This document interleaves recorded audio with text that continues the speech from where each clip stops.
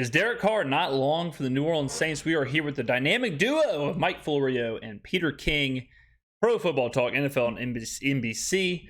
Interesting headline, and I think the answer is pretty obvious. If there is a big shift in leadership, front office, whatever, if Dennis Allen's gone, Pete Carmichael's gone, yeah, Derek Carr probably will be gone. You don't usually see like a new regime come in and then keep whoever the old regime had brought in. This is a tale as old as time, so the Derek Carr signing was Dennis Allen's Hail Mary to try and save his job. It was his chance to bring in a guy who he had a relationship with to try and right the ship and keep him as the head coach of the Saints. If this trend continues of the Saints being awful, then Dennis Allen will be fired. And if he's fired and the Saints are awful, whoever comes in is probably going to slowly get away from Derek Carr. Now, the problem with Carr and the Saints is that we are stuck with Carr for, I would say, at least this season and next season. And then I think after that, we might be able to buy him out, or we might be able to get away from it. But we are relatively stuck with Carr for at least 2 seasons, counting this season. Experiment with a little bit of a raise. It's a 1-year experiment between Josh McDaniels and Derek Carr. And lo and behold, that's why they benched him after 15 games. They needed him to be healthy so they could cut him right after the Super Bowl. If he wasn't healthy, they wouldn't have been able to cut him, and they would have been stuck with $40 million additional in full guarantees. That's why it was Jarrett Stidham time. That's why he disappeared. He was upset, etc. Now, Peter, we pivot to what the Saints did after he finally became available. The Saints are stuck. Now, they don't have to play him, but they're stuck. Yeah, I mean, if he's here, he's going to play. That's unless we draft somebody, and then in a year or two, we're like, look, let's go with the young guy. It's really hard to pay a backup quarterback $40 million or whatever we're paying Derek Carr. I mean, it's not easy to sit that guy. So if Derek Carr's here, he will be playing, I think. Through 2024, $70 million over 2 years minimum. And there's guarantees that go into the 3rd year that they would have to hope that someone will sign him and they'll get an offset, another $10 million. So they made a real commitment. They didn't do a 1-year experiment, even though it very much feels like an experiment, as you said earlier. They're stuck financially. Doesn't mean they have to play him. Doesn't mean they can't draft somebody or go with someone else. But financially, they're in a tough spot. Unless they could trade him in the offseason, I don't know who you trade that contract to. That's not going to work. You're not going to be able to trade Carr after this season. But having Carr, quote unquote, stuck here, or us being stuck with Carr, that's a perfect time to draft somebody, I think. Because let's say Allen or Carmichael are fired, which they will be. New head coach comes in, new OC comes in. Let them draft someone, assuming we'll have some draft capital. Draft somebody, let them sit behind Carr, develop a little bit, and then play the whoever we draft. Get rid of Carr after the 2nd season, whether it's trading him or figuring out the contract, and then let the new regime go with the quarterback they drafted. When you look at the film that he's generating, and there's nothing wrong with saying a guy is kind of as good as he's ever going to be. I say it about Kirk Cousins. Like, after how many years does a guy have to play before that's where he is? He's got his plateau. He's who he is. He'll win some games. He'll lose some games. He'll make some throws. He'll make some mistakes. He'll show up sometimes, and sometimes he won't. Well, that's part of the Carr problem, too, and I've talked about this on other videos, is that we're 7 games in now. We're 7 games in. Carr will be here minimum 2 years. Maximum 4 years, I guess. But the idea, like, we can give him time, or, this is just growing pains, or, he's just got to get on the same page as his receivers. We don't have that time. We made a commitment to him financially and to, playing. He's the franchise quarterback. He's the face of the franchise. We went and got him. He has to perform. This isn't the same as if you draft somebody. This isn't the same as if Jake Haener was starting. And it's like, well, I mean, he's a rookie. You got to give him more than 7 games. Yeah, for sure. I always say you don't know what a quarterback can do, a rookie quarterback, until about 20 games in. 20 games is usually the sample size to when you can really start to decide what a rookie quarterback can do. But with a veteran like Derek, that's not the case. We have a pretty big sample size right now with 7 games, and it's bad. And it's okay to say he's been bad. If you want to really sugarcoat it, we can just say that he has not fulfilled what we thought we were getting when we signed Derek Carr. So, I think it's not good, but it's okay, or there's a bit of a silver lining with the idea that Carr was a play from Allen and Carmichael. It ain't working. So once that's gone, even if Carr is here, we can start to develop the future. And it does give us kind of a bridge. Basically what happens is Carr changes from being a franchise quarterback and the savior to a really overpaid bridge quarterback to whatever the next chapter will be.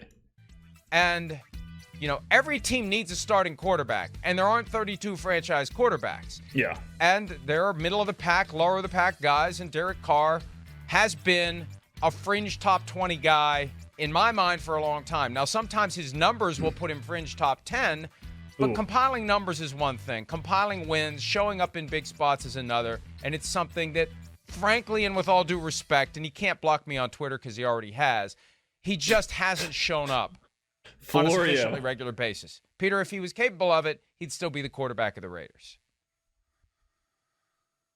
I mean, Mike, I was in Henderson, Nevada last year in July at the start of training camp, and Josh McDaniels allowed me to sit in on a post-practice meeting with Derek Carr. And what they were doing is because Derek Carr was kind of the coach on the field, because it was a new offense for everybody, they were just going through some of the questions and some of the nuances of the offense. It took about a half hour. They did it every day after practice. And, I mean, I said, man, these guys are totally on the same page. They have a clear understanding, and McDaniels was empowering Derek Carr to go in and to say X, Y, and Z to his tight end or to his running back about how to run a specific route and how precise to make this cut and all this stuff. Let me throw a caveat in here because Peter King's talking about, coaching and all that stuff. Let's say Allen and Carmichael are fired. Let's say we bring in Eric Bieniemy. Let's just pick a random OC that could be available.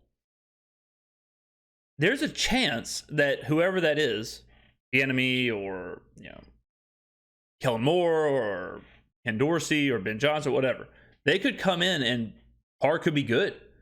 It might be one of those things where he needs that regime change. He needs a new coach, a different system, all that stuff. So, I say we're stuck with Carr, and I say we'll start to plan for the future, but there is also that, maybe if we get the right guy in there, maybe they can turn Carr around in part of his contract.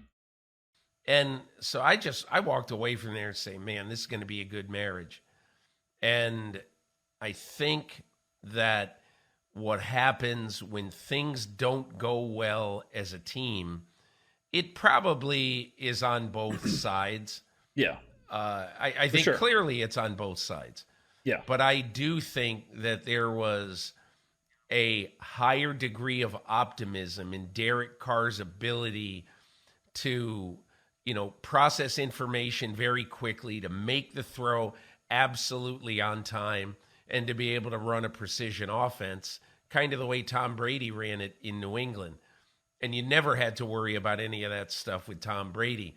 But it appears, watching Derek Carr over the last year and a half, you really have to worry about it with Derek Carr. So, look, again, I'm not trying to, rain on everybody's parade. It's not over for the Saints. Clearly, it's not a great division. So, yeah, but it kind of is. This is something that always blows my mind when people are like, hey, we can still win the division. It's like, who cares? If we win the division with 7 wins or 8 wins, sweet. We get to get rolled in a playoff game at home. That's all that means. I'm not as worried about winning the division as I am about playing good football. I'm not as worried about playing a playoff game as I am about being a good team.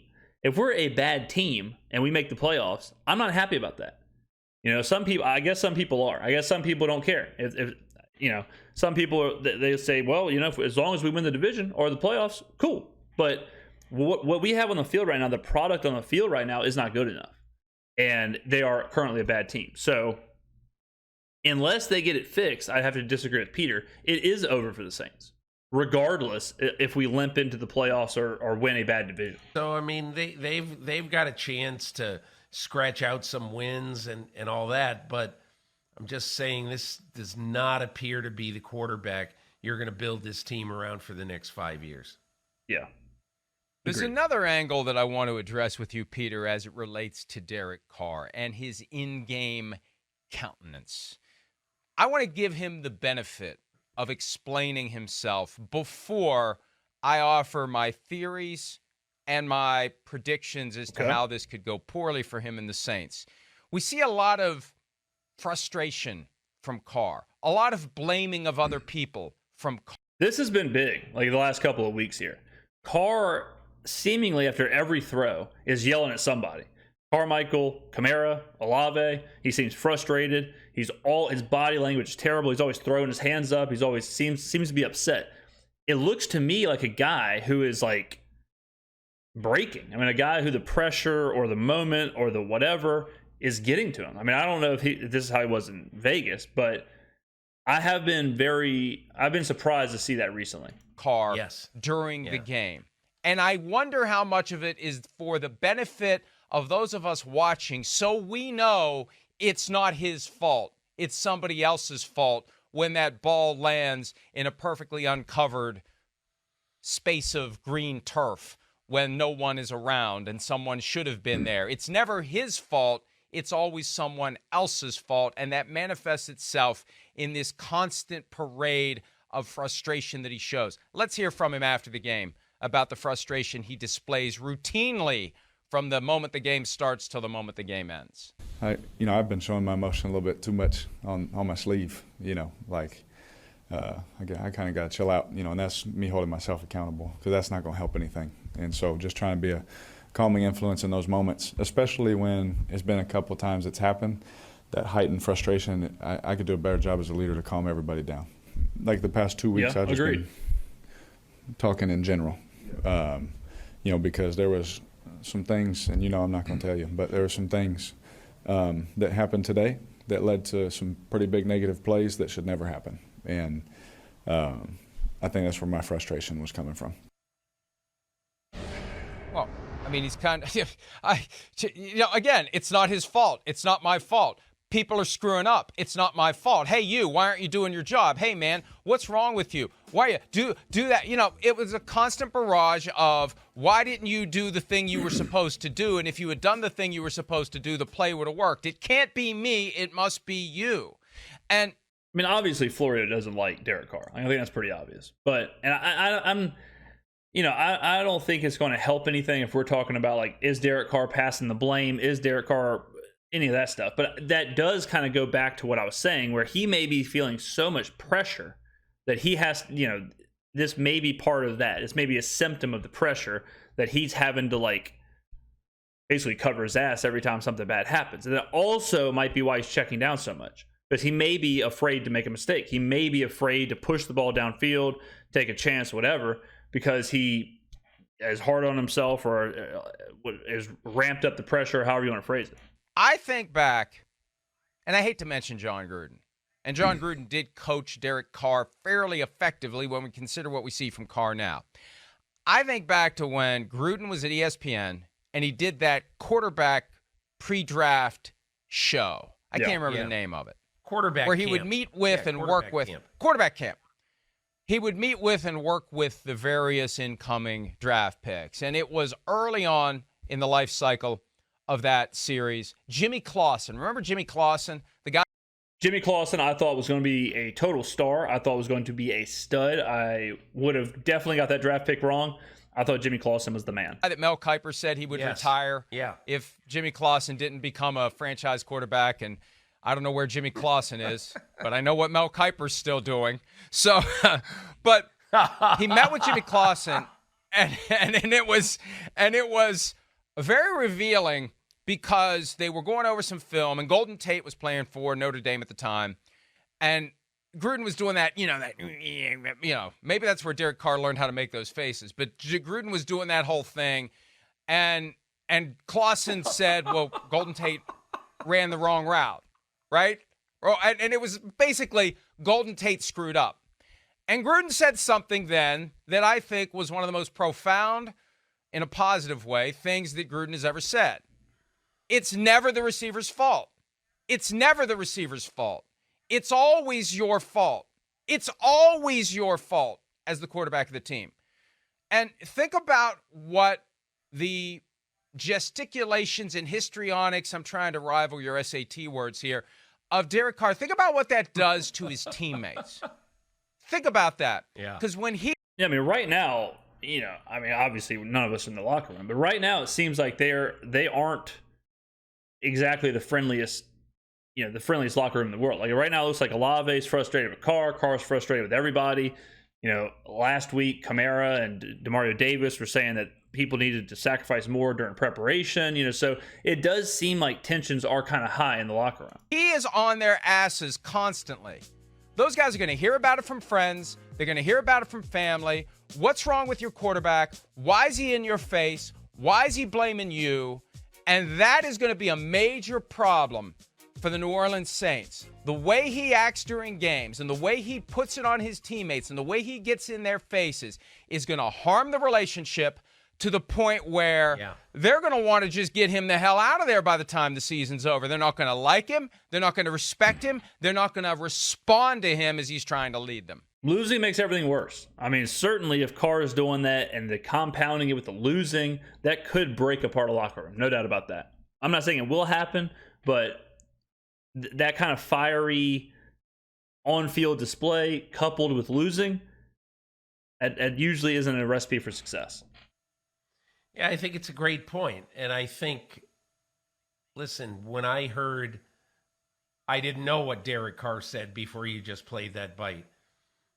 I mean, I think he, and again, look, clouded it, was unspecific, but he basically said, unless he had some even phraseology in there, phrasing, where he said, hey, listen, I blew two specific things today that are my fault, and there's nobody to blame but me.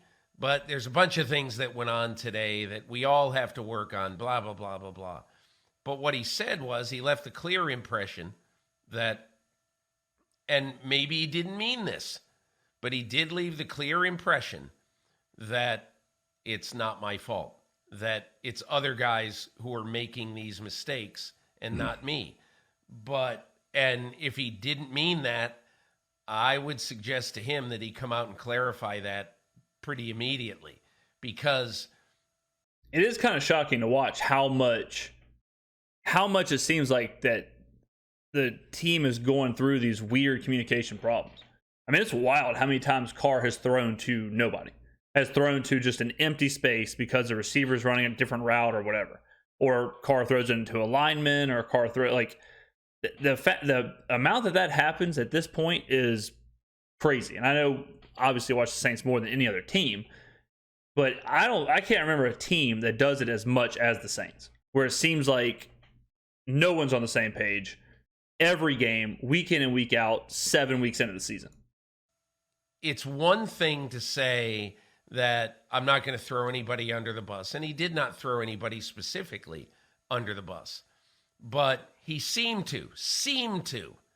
Okay, and I want to be very careful in saying this because I don't know what he meant by this. Maybe he meant, hey, it's all my fault. Sure didn't sound like it, but no. Maybe he really seemed to mean that John Doe, John Q. Public, Joe Tight End, they're the ones who made the mistakes in this game, not me.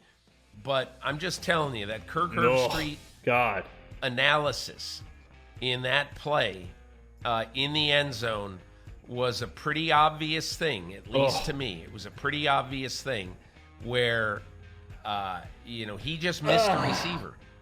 And a quarterback to have credibility God, these are so bad. Team, those throws really, are all those quarterback to have credibility on on his team. He's got to say at moments like that, and he should have added in his post-game thing, I missed a couple of receivers badly in this game, and that's on me. And look, we saw at the end of the game, Fabian Moreau, it wasn't an easy catch. Would have been a fingertip grab, but he probably should have had the ball. Wow, that was wild. Let's just say he should have had that ball. But, man, he threw 55 passes last night. They didn't all get dropped in the corner of the end zone. There were a lot that should have been complete and just weren't. And here's that play to Fabian Moreau that... Fabian Moreau is blowing my mind. I mean, what a wild name to just pull out of a hat. Just like, he knows it starts with an F, and he's going with Fabian. Who is named Fabian? Clearly we can look at this and say, man, he really should have caught that ball. And he should have caught it. But anyway, I just think that what Carr said in that bite that you played, to me, it's troublesome. Well, and Peter, we can't just look at it in isolation as we try to interpret it. You're being very charitable and kind to Derek Carr here, and you're giving him the benefit of the doubt. We have to put that up against everything we saw from him during the game. When we factor his words in with what we saw during the game, he's clearly blaming others. It's not him saying, I got to be better. He's got to be better in how he deals with his teammates. It's not him saying he's got to be better in distributing the football accurately. Guys are going to make mistakes. Guys are going to run the wrong routes. It's wrong. It's on you as the quarterback to factor that in to your decisions you make when you distribute the football. And it's on you as the leader of the team to not be perceived as the guy who is constantly calling out your players, your teammates, your brethren in public. It is a basic reality of leadership and management.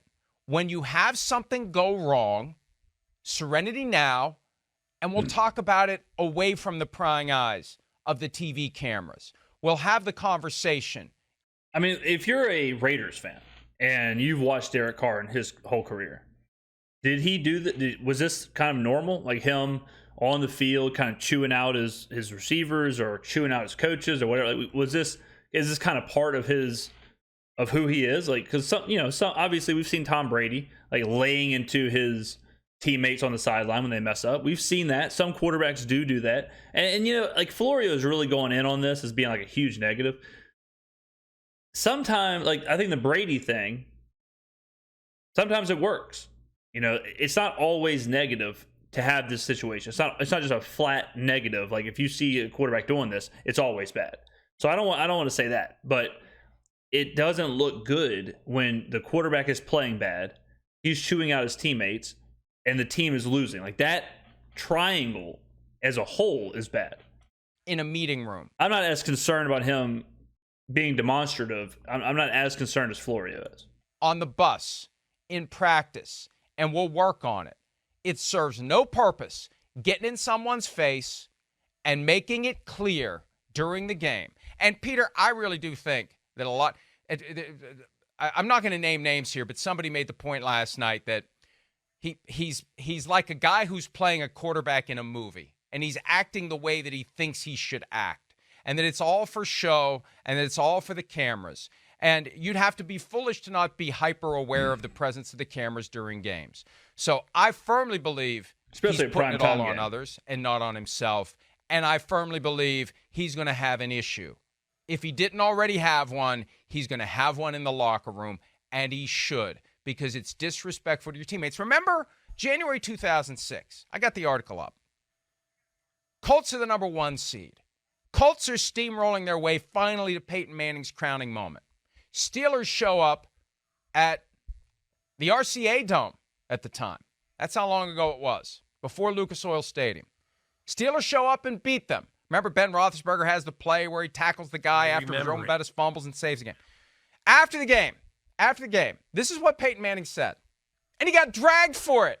Then this is all he said. I'm trying to be a good teammate here. Let's just say we had some problems in protection. I'll give Pittsburgh credit for the blitzes in their rush. Those guys rushed, but we did have some protection problems. That's all he said.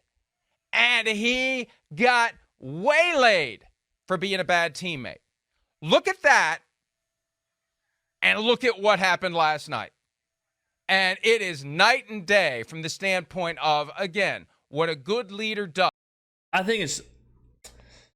I'm kind of caught on this because I'm certainly not ready to come out and say Derek Carr is a bad teammate. I'm certainly not ready to come out and be like, oh, Derek Carr is a bad leader. Derek Carr shouldn't be doing this. I think because he's new and because everyone's new to each other, this might be why we're seeing it. But at some point, it is going to have to. Someone's going to have to figure it out. This can't happen every game throughout the entire season. Every single game. Every missed pass can't be what we're seeing from Carr. So I'll kind of I'm not ready to say he's an awful teammate. I'm not ready for that. But I do want to see less of it. I would hope to see less of the miscommunications and less of him screaming at everybody. And maybe winning is the ultimate cure. You get in people's faces when you have to, but you don't do it in a way that embarrasses them. With 50,000 people in the stadium and 15 million at home watching as it happens. That is a fundamental flaw in Derek Carr's ability to lead, and that's why I think a lot of those guys in that locker room are going to wish and hope and pray that they get rid of him after this year. I mean, look, Mike, I would bet that if you spent 1/2 hour on the New Orleans Saints cap after the show today, at any point today, if you look at the Saints cap for 2024, you would scratch your head and you would say, how in the world are they going to fix this if they have to change quarterbacks? I mean, I just don't see that happening. I just don't see the quarterback change happening within 2 years. I think after 2 years or 2 seasons, you can probably figure it out. But I don't foresee a quarterback change. I mean, it'd be shocking if Carr, if he is benched early or whatever. If we do make a change, it will probably have to be driven by a locker room issue because we have so much money tied up into him and all that. He's going to play unless he is outrageously bad. But I mean, if he is a locker room problem and they know that there's an issue there, that could certainly lead to an early benching. I'm not saying it's happening right now. I'm just saying if he does get benched early, you got to wonder if it's because of stuff happening in the locker room and off the field. I just looked at it briefly last night, and I'm not a capologist, but this is going to be a very difficult thing to do if for seemingly the 4th straight year, if they think about going in a different direction at quarterback, and I don't mean different direction, if they go with a different quarterback, starting with, what was it, Breeze in 2020 or 20? Oh yeah, I mean, we've had a ton of turnover. I mean, you're talking about Breeze and then, the Simeon, Dalton, Taysom, Jameis, that whole thing. Ian Book starts in there. Now Derek Carr. So it's definitely been a lot. Jake Hayner's now on the roster. Been a lot of turnover. I mean, let's say Mickey Loomis retires in the next 2 years. We could possibly be replacing a quarterback, a GM, a head coach, an offensive coordinator, and a defensive coordinator, all within 2 years. There's not too many franchises that go through that much turnover. So this is a wild time. Let me know in the comments below. What do y'all think? I mean, do y'all think Derek Carr's lost the locker room? Do y'all think he is kind of isolating himself with these kind of outbursts? What do y'all feel? And again, if you're a Raiders fan, please let me know if this is something you saw when Derek was in Oakland/Las Vegas. So let me know what you think. This is an interesting topic. I'm not totally sold on what Florio is saying. It's obviously his conspiracy, but let me know in the comments below what you think. I will be down there reading. Thank you for watching. I will see you in the next video.